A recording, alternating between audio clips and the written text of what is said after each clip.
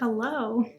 If you were watching my channel around this time last year, you may have seen what is unofficially part 1 of this video. Poor, naive, 6-month plague veteran Kate was still uploading relatively regularly and maintaining a pretty good schedule with the Becoming Felicity project, and had no reason to believe that those two things would not continue to happen. No. So in September of last year, I started the Felicity Learns a Lesson portion of this project, and unlike the Happy Birthday and Saves the Day sections, I did not start with historically accurate materials, but instead took a 1990s, vintage Pleasant Company / American Girl children's costume and decided to recycle it into a proper 18th century silhouette. Recycling, yay! Not yay. Flashback. Alright, Felicity learns a lesson. For this, I need to make a jacket and a skirt, and I only have the one 1990s costume, so to make sure this pattern works, I'm going to make a wearable mock-up of both. Here I have some historical reproduction print cotton and some gorgeous worsted wool. I'm going to have a look in Costume Close-Up, which contains pictures of the jacket in the Colonial Williamsburg collection that I'm pretty sure Felicity's is based on. Jackets aren't really complicated, it's just a regular bodice shape with a bit of skirt attached. Since I know it already fits, I took my daughter's gown pattern pieces and traced them on the mock-up fabric, and then kind of drew out lines from there that would make up the skirt portion. This actually worked remarkably well, and it feels kind of like a cheat. So, highly recommend. Feeling intensely proud of myself, I decided to skip the mock-up and just go all in. Usually, I'd say this is stupid and don't do it, but in this situation, it actually saved me a lot of wasted effort. Well, sort of. Feeling like a pro, I started trying to coerce the deconstructed 90s jacket into my new shape. It was an epic fail. Listen, I'm pretty good at Tetris. I learned to play on my mom's OG giant gray brick of a Game Boy when I was little.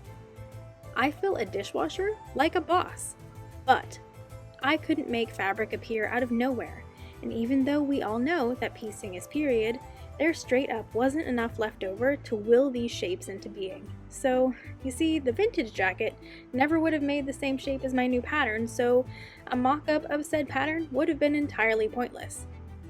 I'll still make it at some point, but not right now. So, plan B.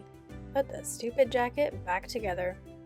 I hacked off the shoulders and cut a new lining because even though I had to essentially put this back together, I wanted to try and squeeze it into a slightly more 18th century silhouette.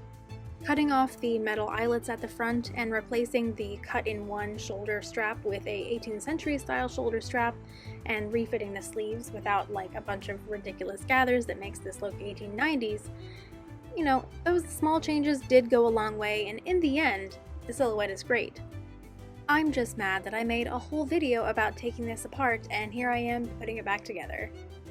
Due to frustration and/or forgetfulness, I did stop filming partially through this project, but I have a couple of pictures of my convoluted fitting process, and you can see it is basically the same jacket, but it fits really nicely over her stays.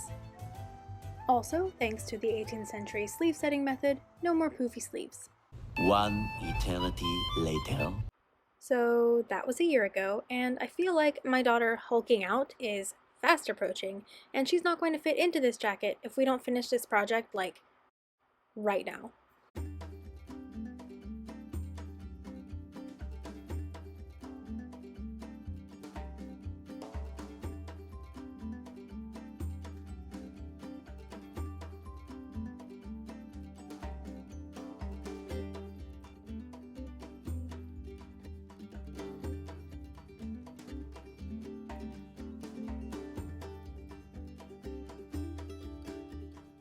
Well, we took a jacket apart and made a new pattern and didn't use the new pattern and then put the jacket back together. As you can see, I added a tucker and some sleeve ruffles to finish out the look, and there's a very simple linen cord that I made to tie it all together. And then I think my favorite detail are those bound slits in the front, which you see in the museum jacket as well. Also, this little skirt in the back, it's a little fluffy, but I really like it. I'm kind of amazed with how well this still fits. In fact, it might actually fit better than last year. It's almost too short, but it's so smooth over her stays, and she's really happy with it. It feels really good to be officially done, like it's not just held together with safety pins and in a drawer in my office anymore, so that's nice.